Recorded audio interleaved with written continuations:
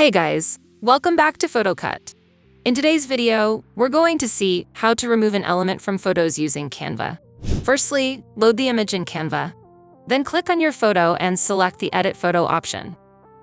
After that, click on the Magic Eraser option from the left. Then select the appropriate brush size according to your object.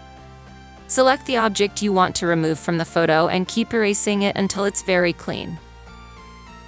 And your cleaned image is ready. But there's an even easier way you can do this. By just using your phone. Start by downloading the PhotoCut app using the link provided in the description below.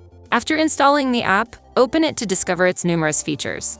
It's designed to boost your creative potential in ways you never thought were possible with a mobile app. Begin by selecting the Remove Object feature. You will then have the option to choose an existing photo from your gallery or capture a new one. For this tutorial, I will use a pre-selected photo. Next, highlight the element you wish to remove and proceed.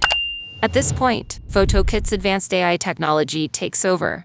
It operates swiftly and efficiently, eliminating the need for any manual intervention on your part. And just like that, the unwanted element is removed from your photo, leaving it ready for any creative endeavor you have in mind. However, PhotoCut's offerings don't stop there. When it comes to exporting your edited photo, you are given the choice between PNG and JPG formats. Moreover, PhotoCut ensures that you don't have to compromise on quality.